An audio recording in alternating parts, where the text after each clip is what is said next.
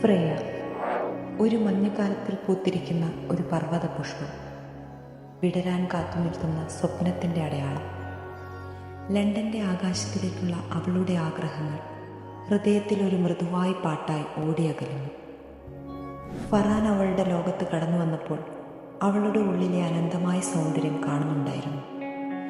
ഫ്രേയയുടെ ജീവിതത്തിൽ ഓരോ മഴത്തുള്ളിയും ഓരോ ആകാശച്ചില്ലുകളുമാണവൾ. ഒരു കൈ പിടിച്ചു നടക്കുമ്പോൾ അവളുടെ ജീവിതം പുതിയ നിറങ്ങൾക്കായി തുറന്നു.